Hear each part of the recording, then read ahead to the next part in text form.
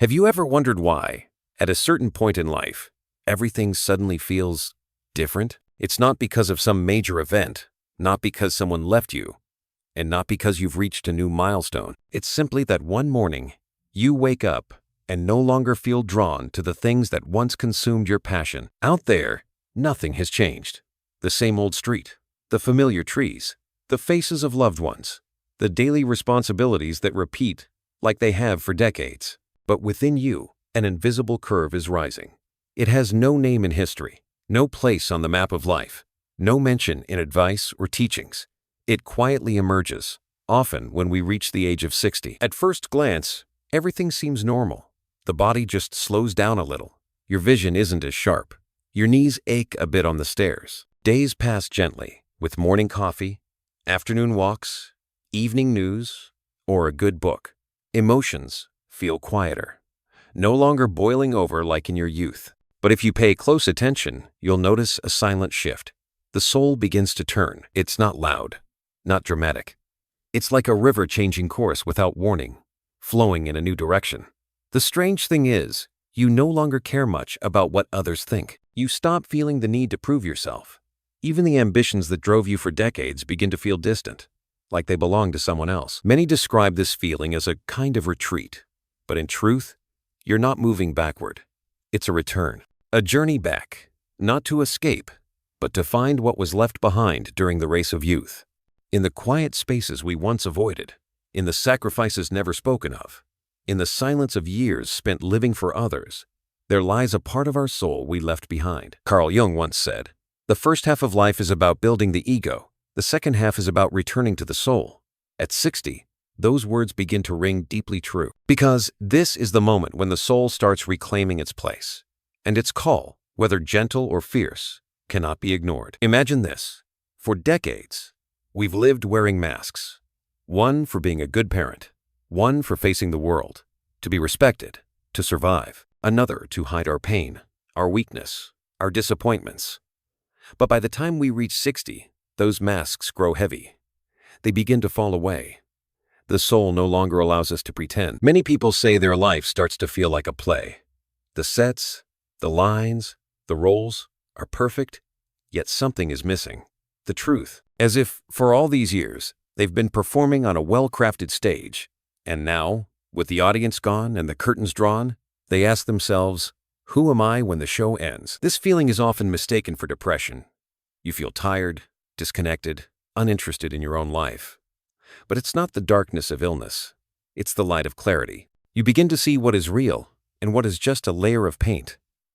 You feel an odd new urge, not to chase the outside world anymore, but to return inward. A friend once shared with me, I used to think that after retirement, I would travel everywhere, learn new things, enjoy my golden years. But when that time came, none of those plans felt appealing anymore. What I truly wanted was to sit in silence without feeling empty. What I truly longed for was to live honestly with myself, not for anyone's approval, not to boast, but simply so I wouldn't betray myself anymore. This is the turning point few are prepared for. Society teaches us how to study, to build a career, to raise a family.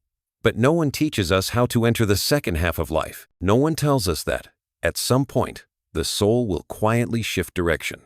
No one hands us a map when the path suddenly changes course. So many people feel lost. They cling to old habits, hold tight to former roles, try to maintain the titles they once earned. But the more they hold on, the more exhausted they become. Because the soul no longer accepts anything fake. It begins to whisper, "That's enough. Now, it's time to be different." You may have heard this, or even felt it yourself. At 60, you stop caring much about the car you drive, the house you live in, or the title on your business card. What matters now is a quiet afternoon, a child's laughter, a falling flower outside your window. These small things suddenly feel precious because they are real. They need no decoration. They simply are. And you realize, in a noisy world, what the soul craves most now is silence. In a life filled with striving, it no longer needs victory. It needs wholeness. Many fear this change. Society paints aging as a decline, a loss, a fading away. But what few talk about is this. Hidden beneath the surface of growing old is the soul's most powerful return. No more rushing, no more chasing. It begins to demand the truth. And when you have the courage to face that truth, you'll see this is not the end, but the beginning. The curve at 60 doesn't appear in flashing lights, and no one announces its arrival. It's like a small trail in a vast forest, only visible when you stand in the right place at the right time. And if you dare to walk it, you'll discover it doesn't lead you further away.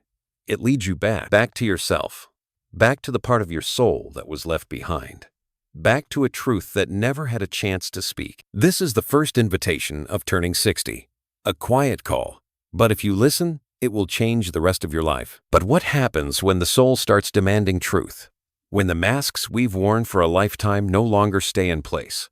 That is the journey of what comes next. There comes a moment when you look into the mirror, and suddenly, the face staring back no longer feels like your own. It's not because of the new wrinkles, not because your hair has turned gray, but because those eyes hold a question you've never asked before. How much of this life have I truly lived? At 60, that question is no longer just idle curiosity. It becomes a command. The soul no longer wants to hide.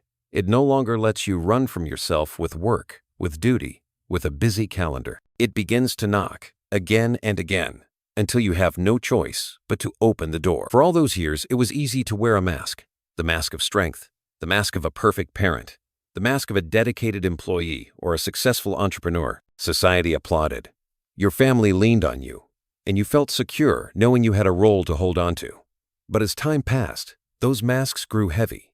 They no longer fit. They no longer hid the exhaustion inside. Do you feel that too? Like you're in a play you've memorized by heart. You know when to smile, when to nod, when to stay silent, but everything feels like a performance, empty of life. And when the audience inside you, that part once hungry for approval, falls silent, you find yourself standing alone on stage, surrounded by backdrops that no longer feel real. This is the moment when the soul begins to demand the truth. It rejects relationships held only for appearances. It pushes back against shallow conversations. It refuses meaningless tasks meant only to fill time. It casts off everything forced. And it whispers, "That's enough. Live honestly now." But living honestly is not easy, because truth can hurt. It forces you to look back at all the years and admit this. Maybe, for much of it, you were simply surviving, not truly existing. You laughed when you wanted to cry. You stayed silent when you wanted to speak. You endured when you longed to leave. And all those moments of endurance slowly carved out a vast emptiness within your soul. At 60, that emptiness can no longer be hidden. It shows up clearly, making you feel distant even in the most familiar places. A family dinner still filled with laughter, yet inside you rises an unnamed sadness. A gathering of friends still lively with chatter, yet you feel like you're somewhere else entirely. You're present, yet not fully there. Many call this feeling existential fatigue. It's not physical tiredness, not boredom with work, but a deep exhaustion, the kind that comes from not having lived true to yourself for far too long. But if you have the courage not to run from it, you'll see that it's not your enemy. It's a reminder, a gentle call to come home. What does it mean to come home? It means reopening the drawers in your memory that you once locked tight. It means daring to revisit the choices, the relationships, the wounds you've avoided for decades. But this time, not to blame or drown in regret. This time, you look back to integrate. You begin to accept that yes, there were mistakes, but they are part of who you are. Yes, there were wounds, but they taught you how to rise again. Yes, there were dreams left unfinished, but their very existence helped shape the person you've become. The soul no longer wants you to escape. It wants you to embrace it, all the beauty and the brokenness. Because only when you embrace all of it can you feel truly whole. Can you see it now? In youth, we chase after something new. A job, a love, a success. But at 60, the soul longs for something simpler. It longs for truth. It longs for peace. It longs for a moment in front of the mirror without needing a mask. I remember a woman in her 60s once told me, "I spent almost my entire life trying to please others. My parents, my husband, my children, my colleagues. I lived by what they wanted until I forgot what I ever wanted for myself. But when I turned 60, one thing became clear. If I didn't start living for me, I'd run out of time." So I made the choice to take off every mask. It was hard at first, but once I got used to it, I had never felt so free. That is the power of truth. It may shake you when you face it, but when you embrace it, it sets you free. Society often tells us to be strong, to carry on, to endure. But at 60, the soul gently whispers, you don't need to anymore. Now is the time to let go. Let go of the need to appear perfect. Let go of the weight of pretending to always be strong. Let go of hiding your pain, because truth doesn't need to impress. It only needs to be present. If you pay attention, you'll notice this shift even in the smallest things. You no longer want to join meaningless conversations. You feel tired of pretending to be excited about things that don't matter to you. You no longer have patience for relationships built only on formality. Instead, you seek silence. You seek sincerity. You seek simplicity. And in that simplicity, you begin to see a new kind of beauty. The beauty of a bare soul, no decoration, no disguise. A beauty we once forgot in the rush of life. At 60, truth is no longer a luxury. It becomes a need. And if you have the courage to answer that need, you'll discover something profound. What you thought was loss was never loss.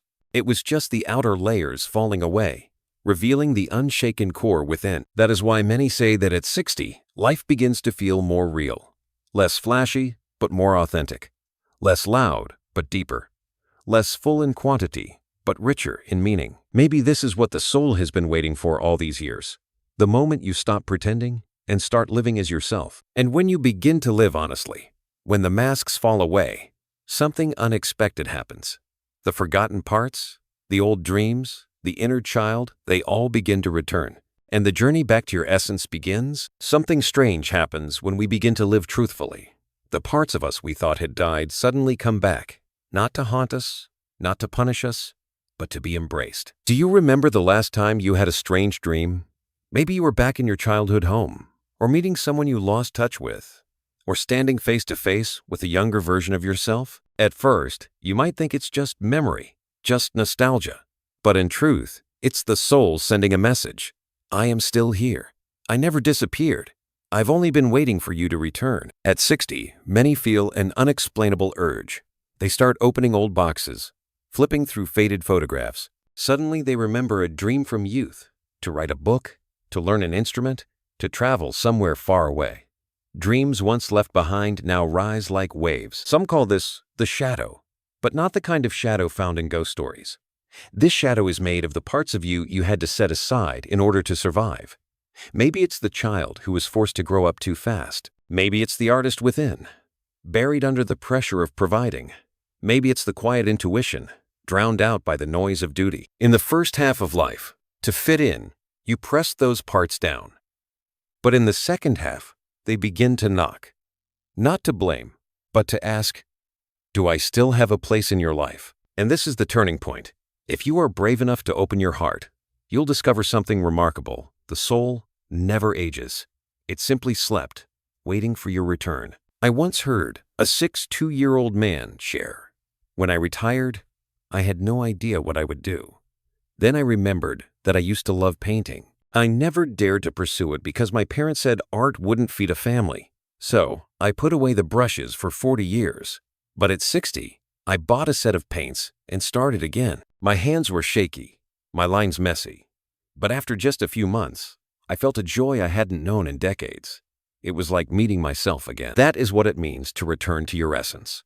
A return measured not in years, but in feeling. The soul holds no trace of time. It still carries the purity, the curiosity, the vibrancy it always had. What's beautiful is that when you allow those forgotten parts to come back, they don't show up as burdens. They arrive as new energy. At 60, a person may start learning piano, writing poetry, practicing yoga, going on spontaneous trips, not to impress anyone, but simply to live. And in that living, they feel young again, not in body, but in spirit. Society often sees 60 as a sign of decline. But in truth, 60 is when the soul starts to accelerate. It knows time is not endless, so it urges, what hasn't been lived, go live it. What hasn't been loved, go love it. What hasn't been forgiven, go forgive it. You may find yourself becoming more sensitive. An old song might move you to tears. A sunset might take your breath away. A hug from your grandchild might leave you trembling. Many fear this sensitivity, thinking it's weakness. But it's not. It's proof that you've taken off your heavy armor and let your heart feel again. Perhaps this is what Jung meant when he spoke of individuation in the second half of life. No longer living to perform a role, no longer living to conquer, but living to integrate to become whole. Picture a house. In your youth, you built more rooms, more levels, more windows. At 60, you stop building. You start tidying up. You open locked doors, dust off the shelves, place fresh flowers in old corners. You no longer want a bigger house. You want a warm one, a real one, a home. Just like that, the soul at 60 no longer needs titles or achievements to decorate itself. It longs for simplicity, truth, and the feeling of coming home. And within that return lies a quiet secret. The soul never grows old. It only becomes more complete. I remember a woman, 65, who once said, "People say I'm old now, but I feel like there's still one 8-year-old girl inside me, untouched." She's been silent all these years, and now she's finally speaking. Hearing that, I understood. Age touches the body, but it cannot reach the soul. Do you see it now? When 60 arrives, the outer world may slow your steps, your memory, your health. But inside, another current begins to grow stronger than ever. It doesn't move forward, it moves inward. And this journey is the return to your essence. It is not the end. On the contrary, it is the beginning of a new way of living a life that is real, a life that is whole, a life where the soul is no longer forgotten. And when the soul returns, something else happens too. You begin to discover a new kind of freedom, a beauty you've never seen before, the beauty of truth. And from that place, a silent yet powerful freedom begins to bloom. There is a kind of liberation that happens when you no longer have to pretend. It doesn't come with the loud crackle of fireworks, nor the spectacle of a grand victory. It is quiet, but deep, like slipping off a pair of tight shoes after a long journey, and for the first time, being able to breathe freely. Many people at 60 say they no longer feel the need to apologize for their existence. They no longer feel the urge to explain every decision or try to please everyone. They begin to say no without guilt. They begin to say yes only when their heart truly agrees. A woman I know, now 62 with silver hair, once told me, "I spent my whole life apologizing. Apologizing for speaking too much or too little. Apologizing for not having a perfect body. Apologizing for having dreams of my own. But one day, I asked myself, why am I sorry just for being who I am? And from that day forward, I stopped apologizing. I started living the way I wanted. And strangely, the world didn't fall apart. That's when I realized I had locked myself inside an imaginary cage for far too long. That is the moment of freedom. A freedom not born from breaking all external chains, but from releasing the ones inside. At 60, many people begin to feel, more clearly than ever, that time is too short to keep living a role. If not now, then when? And so they let go. They let go of relationships held together only by habit. Let go of empty conversations. Let go of the pressure to be useful all the time. Let go of the obsession with appearance, fame, or recognition. And in that release, a space opens up. But instead of fear, that space becomes room for truth to rise. You start to feel light again.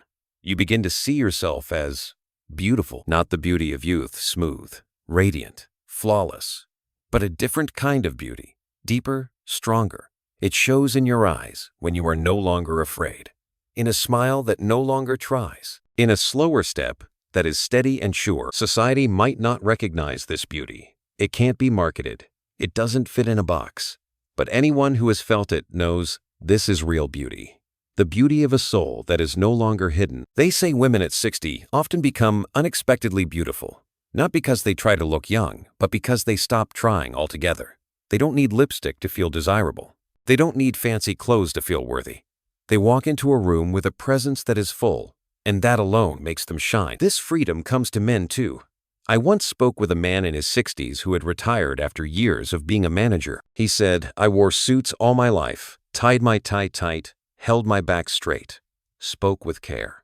I thought that was strength. But now, sitting in a small cafe in my old shirt, laughing freely without hiding, that's when I realized what real strength is. The strength of no longer needing to prove anything. It is in this letting go that a rare kind of beauty emerges the beauty of truth. It doesn't shout.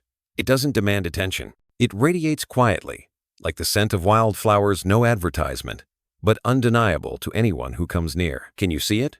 At this age, beauty is no longer tied to youthful looks, but to the clarity of the soul. And the more real you become, the more free you are, the more your beauty unsettles those who still live on the surface. Because you become a mirror, reflecting back all the pretense they cling to. Perhaps that is why freedom after 60 isn't always easily accepted. It makes you different. You may see some people drift away, unable to handle your truth. But those who stay, those relationships deepen. They are fewer, but more real. And in that refinement, your soul finally breathes. The wonderful thing is, once you've tasted this kind of freedom, you don't want to go back. You no longer want to wear the mask. You accept that those who understand you will stay, and those who don't will leave, and you are at peace with that. Once, I asked a woman in her 60s, "Do you miss your youth?" She smiled. "I don't. Youth has its beauty. But the beauty I have now is more precious, because it's not borrowed. It's mine." Her answer left me speechless, because it spoke a simple truth. Real beauty only appears when you no longer live in borrowed light. At 60, this beauty reveals itself in quiet details. Eyes that know how to forgive, smiles that come naturally, gentle touches that need no explanation. It shows in someone who can cry without shame, laugh loudly without apology, sit in silence without feeling lost. That is freedom. That is real beauty. And it is a gift that only opens once the soul has returned. But after you've found this freedom, this real beauty, what comes next? When you have let go and begun living truthfully, what more does the soul desire? The answer lies in a very special spring. A spring that only begins to bloom after 60. After letting go of the masks, after shedding the chains of pretense, an emptiness appears. For many, this emptiness is frightening at first. It feels like standing in a vast empty house where everything has been cleared out, hollow, echoing, with nothing left to cling to. You might sit in your familiar living room, surrounded by family photos, trophies of a life once full, yet feel a strange sense of emptiness. You look in the mirror, see the wrinkles etched by time, and suddenly wonder, who have I been living for all these years? And how much of it have I truly lived for myself? That question isn't easy to answer.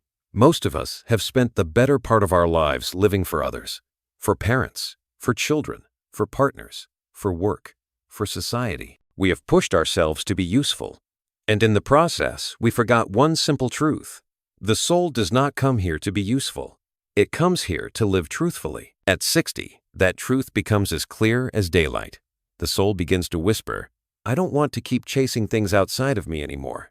I don't want to merely exist as a role or a function. I want to be myself." And this is where another kind of spring begins to bloom.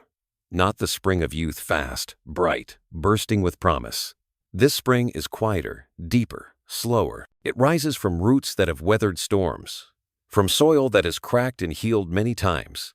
And because of that, it is stronger. It is more real. You'll notice old memories returning, childhood scenes, familiar faces, faraway places.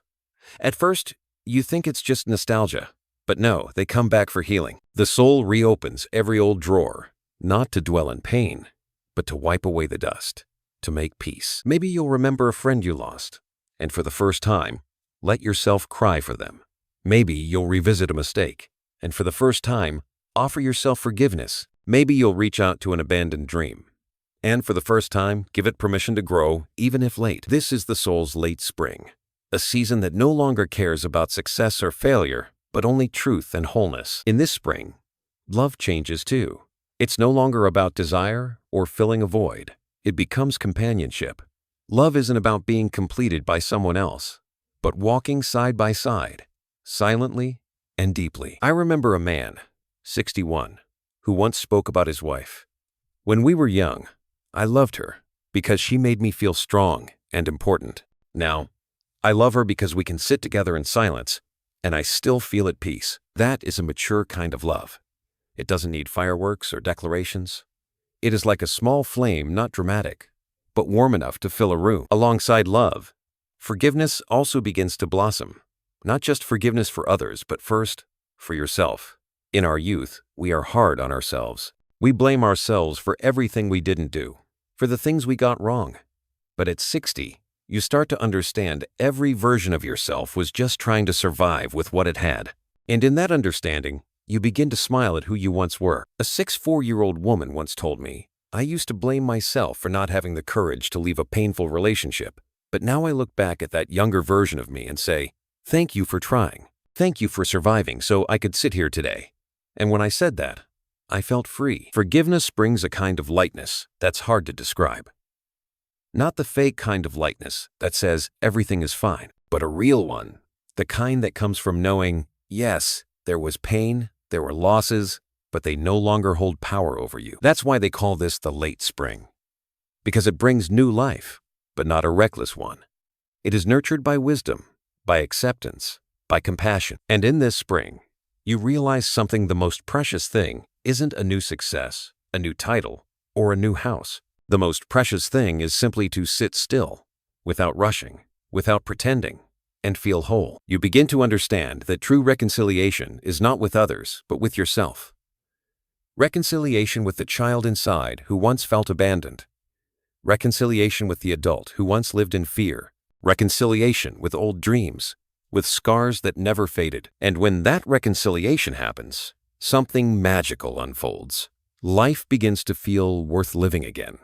Not because it's perfect, but because you've stopped fighting it. Maybe this is the rebirth after 60 that no one talks about. A rebirth that doesn't need fanfare or fireworks.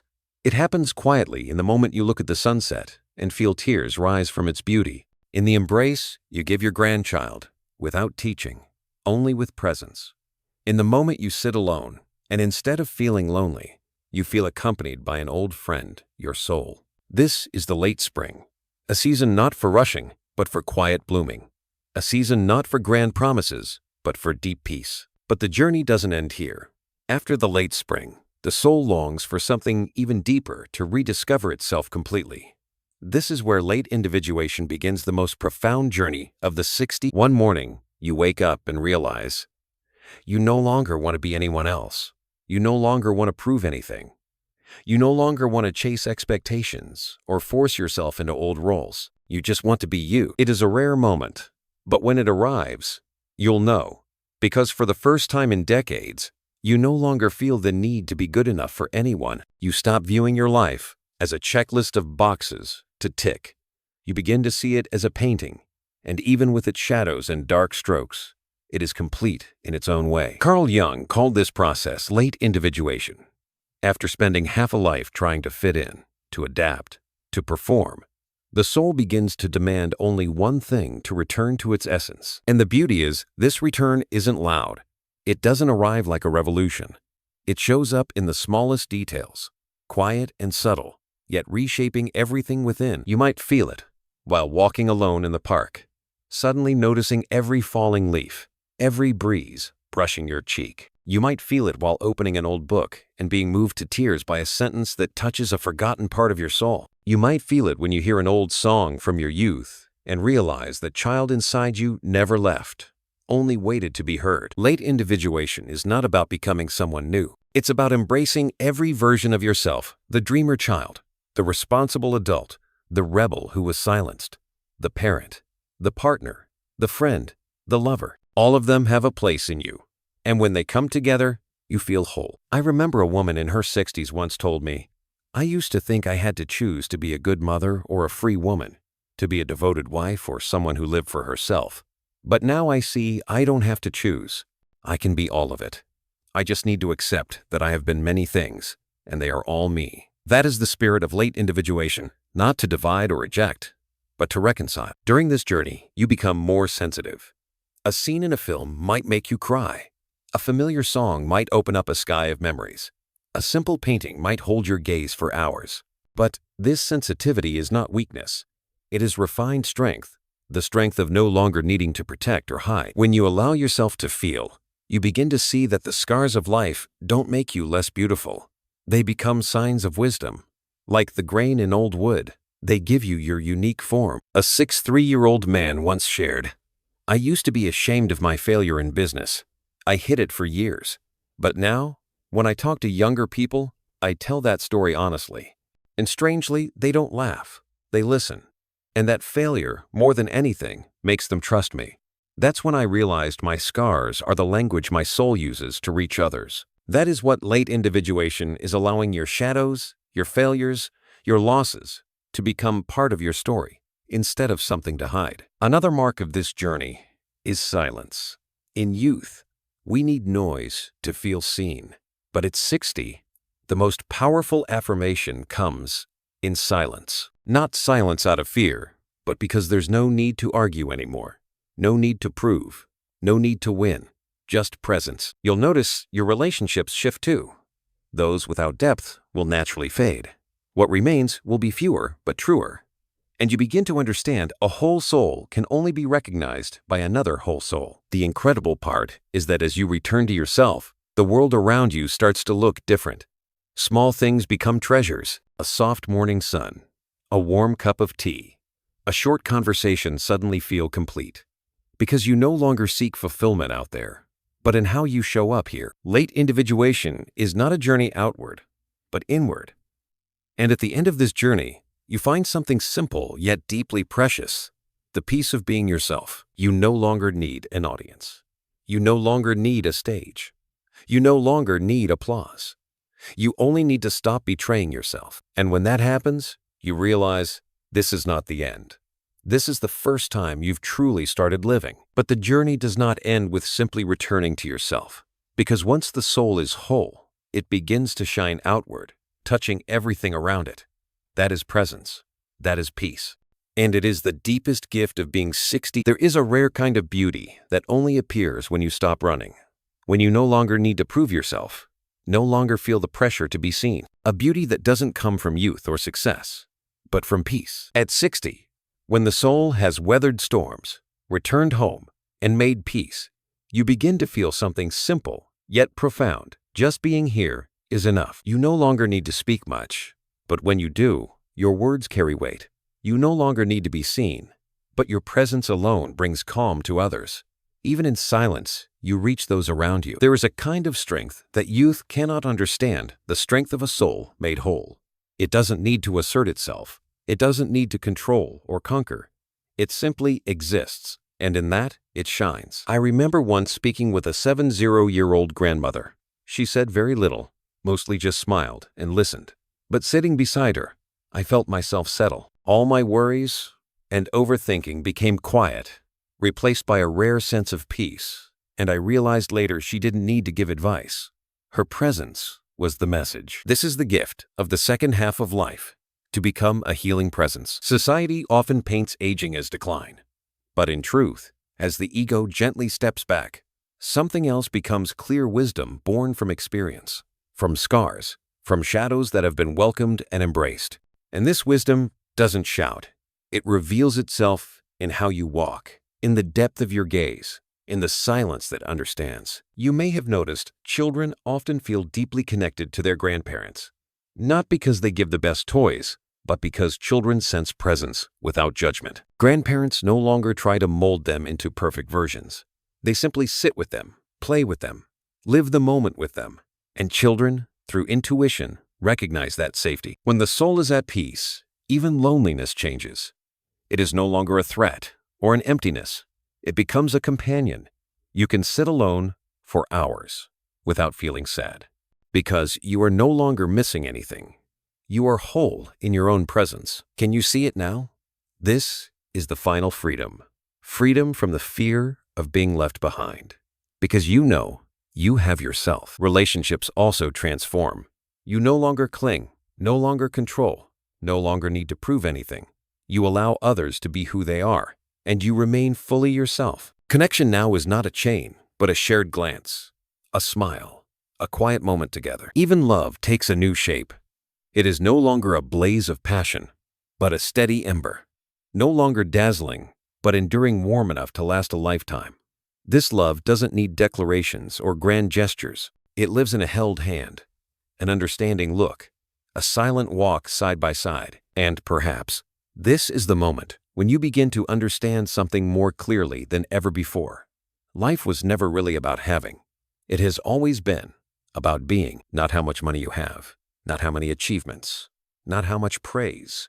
But this: are you being true to yourself? Are you living your truth? Are you whole in every breath? When you realize that, you feel lighter. You no longer rush forward, nor look back with regret. You are simply here. A morning cup of tea becomes a source of joy. An afternoon watching the rain feels like a gift. A sincere word to someone you love becomes something sacred. There's a quote from Jung that I believe only fully lands at this stage in life. The second half of life is not about conquest, but about integration. It's the phase when everything once separated begins to come together. Yes, at 60, you no longer crave victory. You seek harmony. Harmony with yourself, with your shadows, with your light, with the parts of you once left behind. And when everything meets in acceptance, a new kind of power is born, a power that doesn't need a spotlight, because it glows from within. It is the power of presence, and that presence doesn't just change you, it touches everyone around you. Your grandchildren learn how to slow down from watching you. Your friends find peace just being near you. Even strangers may feel the rare authenticity you carry. You become a quiet light, not loud, not dazzling, but steady enough to guide the lost. And you realize this is the true destination of the journey. Not power, not recognition, not accomplishment, but peace. Peace in being yourself. Peace in no longer betraying your soul. Peace in knowing that finally you've come home. At the end of the path, perhaps the greatest reward is this: being able to sit still, take a deep breath, and whisper, I have lived. Not perfectly, but truthfully.